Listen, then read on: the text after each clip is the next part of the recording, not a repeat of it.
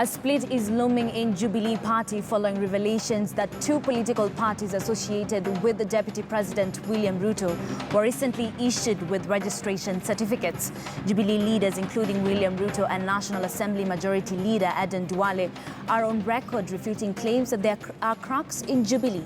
Nonetheless, calls for lifestyle audit have caused a strain among Jubilee members, with those allied to the DP William Ruto saying the audit is ill-advised for political expediency.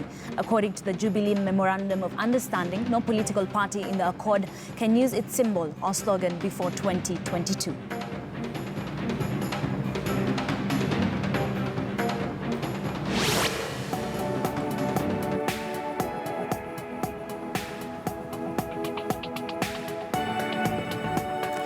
Welcome back. You're watching KTN News Center.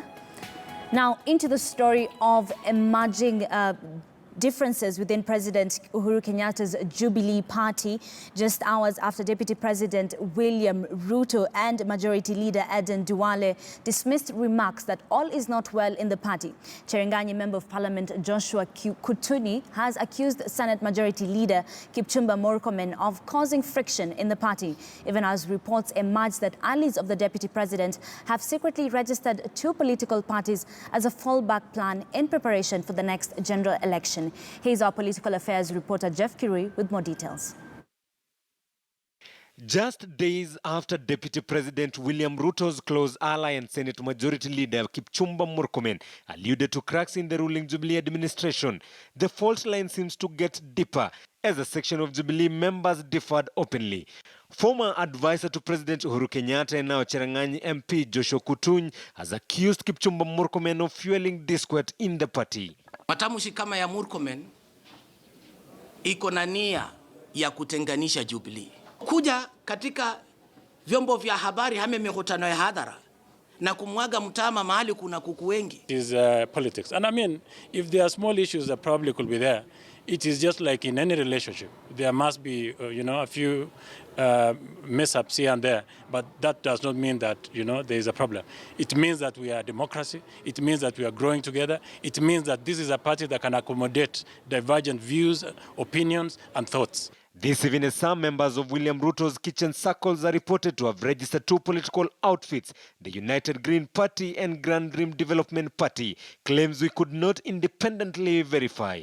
President Uhuru Kenyatta's directive for lifestyle audit on all public servants in the ongoing purge on corruption appears to widen the cracks, and even though the Deputy President has said he's ready to have his lifestyle audited, some of his allies read malice, saying there is need to have the exercise anchored on a legal framework to avoid it being used as a political weapon. Some will use it as a political tool and selectively. We want to be sure that what is being done to audit Didmas Wekesa Barasa is the same that is being done to another person, to another Wanjala somewhere. If that individual is clean and is innocent, he is honest, he has acquired his wealth well, then there is no reason to panic. Wewe ni nani kuja kusema kwamba hatua hii ya rais inataka kuhujumu watu fulani ndani ya serikali? Ni nini unajua ambayo wananchi wengine hawajui? Ama ni miricha imefinywa? Sasa ndio njaa imeingia, unaanza kulia. What began as a union aimed at reconciling Kenyans following the 2007 post-election violence now appears to have hit turbulence mid-air, with President Kenyatta having 4 years to go as president and keen to secure a legacy, and a section of his deputies' allies all about 2022 who are accusing insiders within the president's camp of frustrating that effort. Jeff Kirui, KTN News.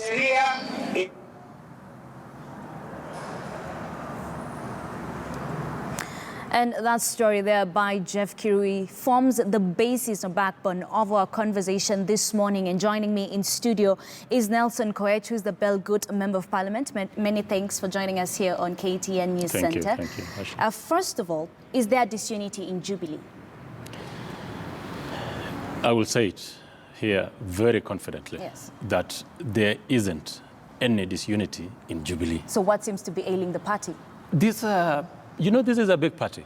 This is an extremely democratic party. Mm-hmm. What you see is democracy. People have now come out to probably speak on issues that they think are right, some think they're wrong. But as a party, this party is tolerant to criticism, thoughts, and even different ideas from different quarters. That is what you see. And this is actually a narrative that is more propagated by the Jubilee detractors more than the Jubilee party. All right. Every talk around Jubilee has been brought in by people who really want to drive a wedge between the party leadership of Jubilee. All right. You say there's no disunity in the party, yet there are claims that allies of the Deputy President, William Ruto, have registered 2 parties as a fallback plan. Why register 2 parties and there's no disunity? I have said it, and I will say it again. Yes. That is a joke of the year, laughable, and I will dismiss it. Because Jubilee is hardly a year. The Deputy President and the President invested so much time, so much resources, until now we have one of the biggest party in this region. Yes. It will be very silly for anyone to imagine now that you can just walk out. And for what? And for where? And for whose benefit? It is very clear. And it was when all these parties were dissolved, collapsed, just before the last general election, and you've read it quite correctly, yes, that they will not be revived until after 2022. So whatever parties that are coming out there have no structures yet. I mean, Jubilee you have more than 175 members of parliament. It is a joke for anyone to imagine that you can register a party. But I mean, it is a liberty for anyone to register a party, and probably they will run around looking for votes. But I can tell you, I mean, from the experience and how I know the Deputy President works, is that he is in Jubilee, and all this that you are hearing is also politics from Jubilee's detractors. All right, there have been more claims that the war on corruption is targeting members of Jubilee that are allied to the Deputy President, William Ruto. How true is that? Corruption cuts across the country. How the media picks on people allied to the Deputy President is still what I don't understand. The President came out very strongly to say, you know, we've come out as a country to fight corruption. It's ailing this nation. And I've always said it, that unless we are objective, unless we view it from different lenses, and you see the lenses that what you're talking about now, that the people being targeted that are people from the Deputy President's side, is a story that we won't buy. It cuts across the country. Yeah. And the moment we realize that we have a problem and start focusing on the problem and not focusing on the Deputy President, we will be solving the problem. So what is your problem? What is the problem in your The problem is, corruption is there in this country. Yes. It did not start yesterday. It started way back. So we must have mechanisms. EACC has been there for 20 years. We should be talking about how to improve EACC, how to fund more EACC. I'm very happy that the budget that we just adopted in Parliament has allocated huge resources to DCI, yes, to NIS, so that we have all these arms of government working together towards the fight of corruption. We will be talking shortly, about lifestyle audit and so forth and so on. Procurement, supply chain officers, some of them have been asked to step aside at the moment, so that we start looking at people and individuals and see how we can cut on corruption. And you know, if we honestly are sincere in fighting corruption, I can tell you we'll save a lot of this country, and we will have huge development in this country. You've talked about the lifestyle audit, and the Kapseret Member of Parliament, Oscar Sudi, has been vocal against the planned lifestyle audit, saying that it's pure witch hunt. Lifestyle audit should begin with the late Mzee Jomo Kenyatta. 1, do you agree on this? And 2, do you think it is ill-advised? I wouldn't take that direction. I'll tell you this. When we talked about lifestyle audit, one of the activists went to court and challenged the decision to do lifestyle audit. Judge, I think Macau, issued orders on what framework should be used when you're doing lifestyle audit. Yes. It is then with those parameters that we should be told on who, from which year, are we focusing when you're talking about lifestyle audit. I think it is only fair, so that in the process we don't abuse lifestyle audit, so that we get objective and the framework and time. We say, for instance, that we want to do lifestyle audit on individuals in this sector, and it should start from this point to this point. That is the only way, in my view, I see it. I don't want to talk about any individual for this matter. And my friend Oscar Sudi has the liberty to say whatever. But I mean, that is his point. I wouldn't defend him. But I will say that there should be framework, structured framework, legal backing of how we should do the lifestyle audit. Just still on the issues to deal with Jubilee, you're saying there's no wrangles, everything is fine. Just the other day, we saw two cabinet secretaries, Adan Mohammed for Industrialization and Interior CS Fred Matiang'i, give two different statements on one issue. So we're expecting the Jubilee government to have one voice. Yet here, we're seeing two different statements contradicting each other. I will start by telling you this, that the narrative, and I want to emphasize on this, the narrative that there is division in Jubilee today is being driven by people who are not happy about Jubilee working as a team. Which people? You see, as a nation, and I must tell Kenyans that we really must focus. There is something that is happening in this country that all of us seem to have missed. Do you know, at the moment, not a single person is talking about, other than the leadership of this country, not a single person is talking about the Big Four agenda that we should be driving as a nation. We've gone back now. We're starting to look at individuals and even talking about parties and 2022 general election. If today, for instance, the two ministers came and spoke differently, the president has given liberty and freedom to every cabinet secretary first to take responsibility of their ministries. So that today, if there is incompetence and culpability in any sector of this, in ministries, then the responsible ministers must take responsibility. So if the ministers, and I was privileged to sit in that committee of parliament when these two gentlemen came, and in fact, there was not much difference. I don't want to speak for the cabinet, but I know there was not much difference. All they were saying when we were talking about the poisoned sugar is that the other one didn't seem to understand what the other one did. And that one is a subject of an investigation in Parliament at the moment, and I wouldn't want to delve in on that. So I will tell you this. We have a history of people, you know, after the handshake is when all these things have happened. Yes. There's accelerated activities, there's accelerated politics, and there's all this talk about division in the party. But I'll tell you this. Look at the history of the detractors of the people now who are coming and pointing fingers on Jubilee. People who have history of demolishing their own parties now are the ones who are calling on Jubilee, saying that Jubilee has division. Look at NASA. Where is it? It is collapsed. Look at ODM. So this is a party that is firm, and we will not allow very few people, malicious individuals, to come and dictate to this party that this is what you want to do. We have internal mechanisms in Jubilee if we have issues today on how to address them. And like I said, like any family, any union, any relationship, there will be challenges occasionally, but that does not mean that we have a problem as a party. It means we are enhancing our democracy, we are growing, and with that we will be better in future. I just want us to listen to something. Yesterday, Cherangani, Member of Parliament Joshua Kutuni, lashed out at the majority leader in the Senate, Kipchumba Murkomen, accusing him of playing divisive politics. Let's hear what he had to say. Kama ya Murkomen iko na nia ya kutenganisha Jubilee. Sisi wote ndani ya Jubilee tunahimizwa tusungumze kwa sauti moja ya kuleta Wakenya pamoja, lakini sio kusungumza kwa lugha ya kugawanya Wakenya. Murkomen pia alisungumzia akasema rais labda hakusungumza na naibu wake wakati alipokwenda kukutana na Raila. Rais mwenyewe hajakana na naibu wa rais hajalalamika kwamba labda hakutafuta ushauri au kutafuta kwake. Murkomen kuja kuzungumzia haya ni kwamba anakwenda kinyume na matarajio ya Wakenya wengi ya kutaka kuleta Wakenya pamoja.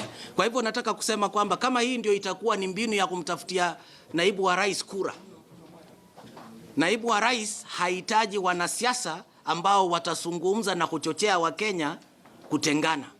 Naibu wa rais anahitaji viongozi ambao watakaoleta pamoja Wakenya. All right, you seem to be sharing the same sentiments there with the Member of Parliament of Cherangani, but of course you've mentioned the issue of the Big Four agenda.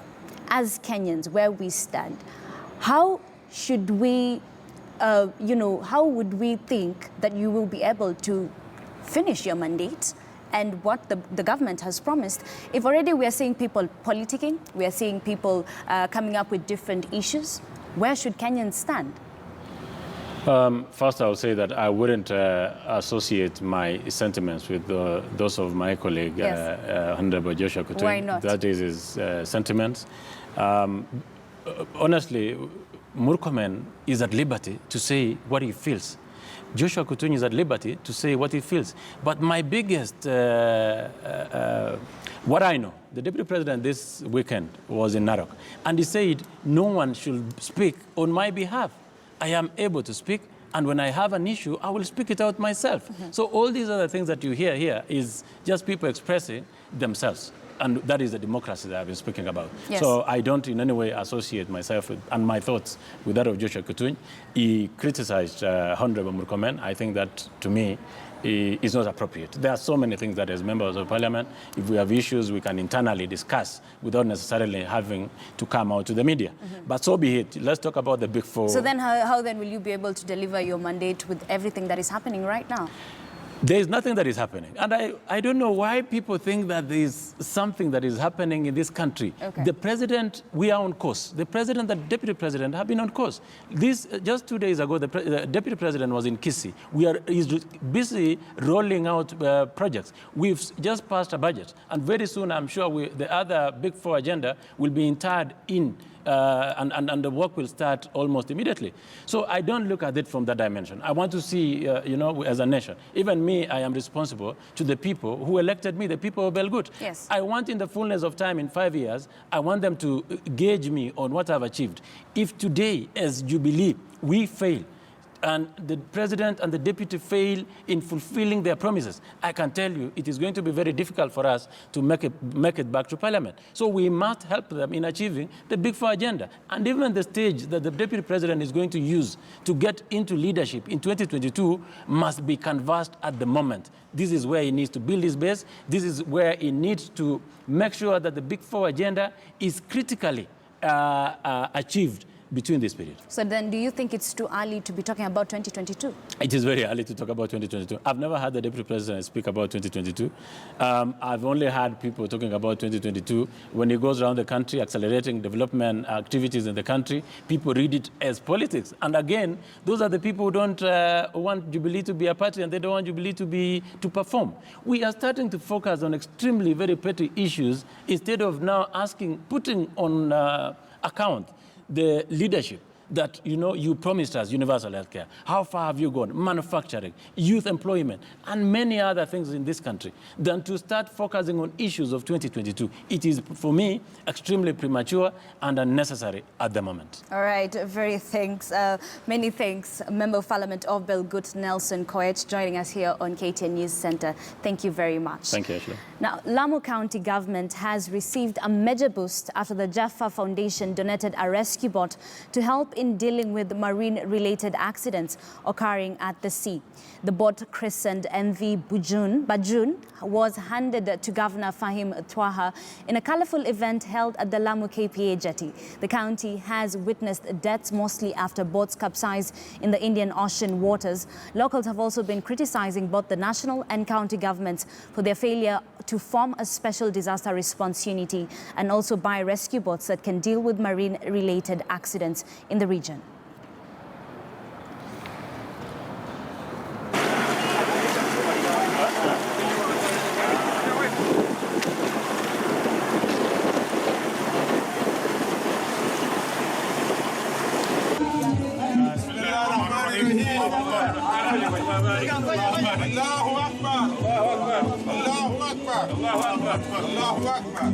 Mzee, boti twashukuru umetuletea, na boti itasaidia sana, na tena inasaidia sana kina mama na watoto, maana ile boti ya ndao ilipozama pale Mkanda, wengi walioumia ilikuwa ni watoto, si ni kweli? Kuna watoto pale walisumbuka na kina mama, si ndio? Wanaume pia huteseka, lakini kidogo mwaweza kujisaidia. Wengi wenu mwajua kuogelea, sio? Kina mama ndio wanateseka zaidi. Na hii rescue boat mzee, mimi naomba kama mama county, isiwe tu ni rescue kwa emergency. Kuna rescue nyingi. Kuna mama kupata complication mazazi njiani. Although hiyo mimi nang'ang'ana tusipate tena kina mama wakati wa uchungu ati wako kwenye bahari waje kuletwa hospitali. Mungu akipenda tumeshirikiana na governor, tumeomba sasa governor na NGAF, National Government Affirmative Action, tumekubaliana NGAF ijenge pale, ina jina lake kwa medical terms, lakini mimi ito waiting lounge. Medical term yake sijui. Inaitwa waiting lounge. Mtu akitoka Kiunga au atoka kule Makafuni, sio angoje siku ya kuzaa ndo akimbie mbio ende hospitali. Anaweza kwenda hospitali akakaa hata kama 10 days kungojea siku yake ya kuzaa inshallah. Tunayaona kuhusiana na mradi huu ama projekti hii ya kuanzisha rasmi rescue team na operation ya masala ya baharini kuokoa wale ambao watakuwa na matatizo. Mimi sitaki kutumia muda kumsifu Muhammad Jafar ambao uko nayo hapa baada ya kusifiwa kocho na sifa nyingi na walomsifu. Lakini tu mimi nataka nipeane mwongozo katika haya ambao tumekutana leo hapa kwa sababu ya hili. Itakuwa ni jambo ambalo halina maana ikiwa tutakusanyika hapa kusherekea jambo kama hili kisha lionekane baada ya hapa halina maana yote na halina mwelekeo. Mheshimiwa Gavana, ni majukumu yetu tukiwa kama viongozi tukiongozwa na wewe gavana wetu wa Lamu County kuhakikisha immediately baada ya function hii, ikiwa wako ama hakuna, vijana wa rescue team ikiwa hawajaandikwa kazi waandikwe kazi kuanzia kesho. All right, it's about that time here on News Center where we take a look at what's trending worldwide. And joining me is Thandiwe Yego. Thandiwe, good morning. First of all, you look gorgeous. Thank you so much, Ashley. I'm so excited because the sun is out today. Oh my goodness.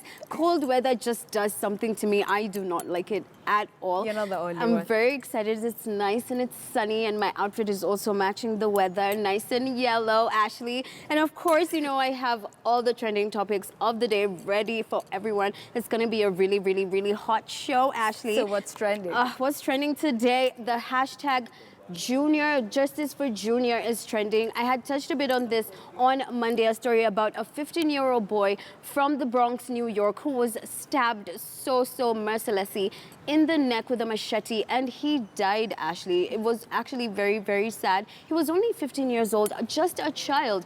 And luckily, we're so happy because the suspects have been caught. They're being arraigned in court. They're going to be tried very, very soon. And we're all hoping that they're going to go to jail for a very, very long time because they took away the life of a very young man. He had so much, very promising. Yes, exactly, Ashley. And he had such a long way to go. Yeah. And we're going to move it over to the World Cup, you know, take things a notch higher, Ashley. We're going to have a bit of a better attitude today towards the World Cup. Argentina showed Nigeria what's up. It was very tragic for us. Ashley, I feel like you want to say something for me. Okay. You and your uniforms went home, first of all. Yes, me and my uniforms, my trendy uniforms. It's so sad. They just went there to stunt in their kids and they lost. It's very painful.